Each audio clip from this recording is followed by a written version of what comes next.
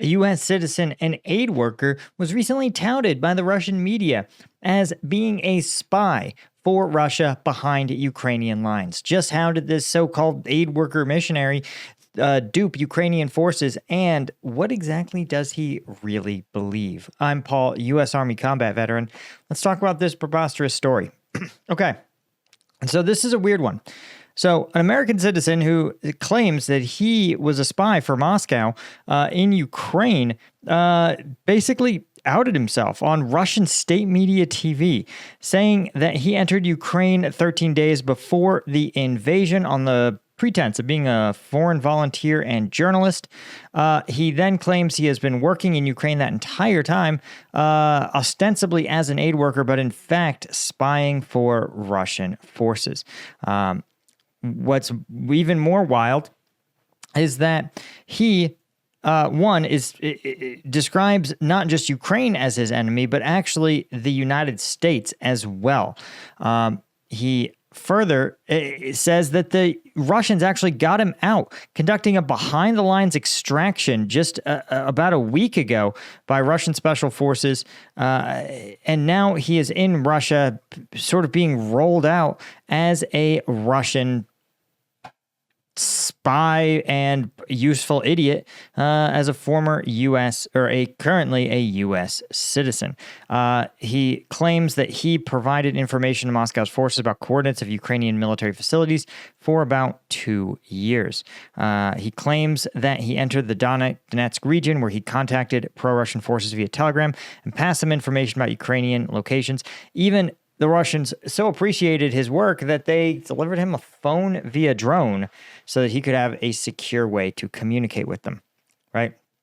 Open source intelligence says that he may have played a key role in the Russian effort to assault the village of Boholianivka, north of Volodar, just a few weeks ago, right? Now, here's what's interesting. It's that, one, you can see here's this guy who again appeared to work with German volunteers near the front line like Volodar and Pokrovsk, and he seemed to have used this as a cover to spy on Ukrainian forces. But he said on Russian state TV, quote, "I've done everything to save the lives of Russian soldiers and ensure some kind of future for Russians in Ukraine." When asked if he would seek asylum in Russia, he said, "I believe that process is already in motion." But we're going to talk a little bit more about who exactly this guy is. He was born in 1991. He claims to have a U.S. passport and has lived in Eastern Europe for a long time. But what does he believe exactly that would motivate him to betray Ukraine and, by extension, the United States and defect to the U.S. as enemy? Before we talk about that, of course, if you guys are interested in bumping up your caffeine intake and looking for an alternative to those $5 super sugary energy drinks, well, look no further. We have Strike Gum. Strike Gum is all the energy that you need and none of the sugar. It's obviously veteran-owned, made in the USA, 90 milligrams of caffeine in every piece, 100 milligrams of alpha-GPC. This is just superior to an energy drink in every single way. And the thousands of you guys that have already picked up Strike Gum, you know what I'm talking about, right? You go on Amazon, you can see we have hundreds of 5-star reviews. We're the highest rated energy gum on Amazon. It's not an accident. It's because we're better than everybody else. So go to strikegum.com, pick up yours today, or go to Amazon and just search Strike Gum. Too easy. Okay, so you can count on Ryan O'Leary, chosen company commander, who I guess in his free time looked into this dude, right? And he did a deep dive out of boredom, right? He said he found some deleted stuff that can still be found and his family's socials. You can piece together his belief systems, and it's exactly the belief systems you would expect from a Russian defector and traitor, right? Let's see what he got. In fact, get out your bingo cards for this one, because we warm up with anti-vax. That's right, he's an anti-vaxxer. No shocker there. Beliefs about Jesus being the cure and Jesus' return being imminent. That's, of course, if you're not a Christian, you know that Jesus' return is meant to portend or be an event that occurs within the end times, the apocalypse. Standard government to get out to get everyone. Some weird religious stuff, right, about a miscarriage. It's something about waking up a husband at night because of God's plans. Conspiracies about 4G.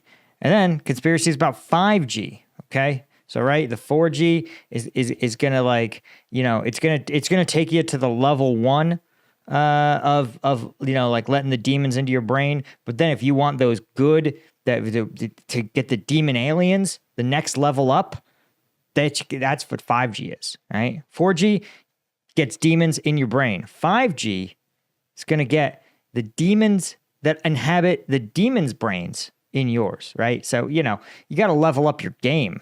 Obviously, CRISPR, genetic engineered food.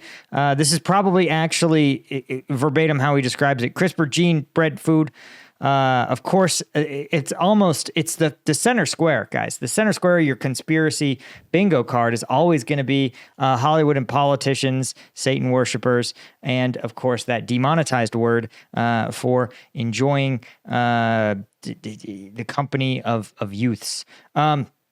Of course, January 6th, gold standard, Trump 2020, and can't forget colloidal silver. Right? Colloidal silver, of course,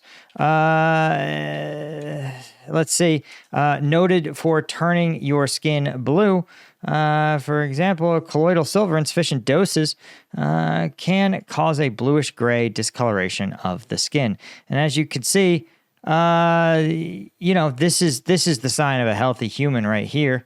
And, you know, but conspiracy theorists never let things like facts or science or reality get in the way of the truth. And that's the funny thing, guys, is that even though, you know, he believes all these crazy things, the Russians still thought that his intel would be spot on, which is kind of hilarious that he can be like, okay, I think that colloidal silver will let me live forever, but I'm so committed to objective reality that I'm counting Ukrainian vehicles passing through an intersection. So this is the kind of behavior, frankly, that we'd all expect from this type of guy. Now, am I glad he's back in Russia? Probably not. Feeding intel. Sounds like he got made. Generally, this is kind of how the process works with, you'll have someone from Russian intelligence be his handler. That's likely who he was in communication with.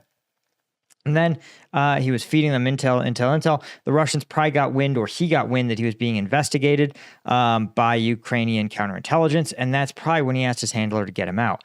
And the reason he's being touted in front of cameras and talking about being granted asylum is to lure other foreigners, other people who are sympathetic to Russian interests in Ukraine, to also betray Ukraine, right? And that way they're going to say, well, the Russians got this dude out, they'll definitely get the next dude out, right? But the Russian state TV, they're not going to tout out the dozens and dozens and dozens of sources that ended up dead in a ditch somewhere, abandoned by their Russian handlers. Because remember, if Russia's willing to kill off tens of thousands of its own troops a month, they're definitely not going to go out of their way to save a source just because they ask for it, right? They've got to continue to be used for propaganda, like old Danny. But you know what?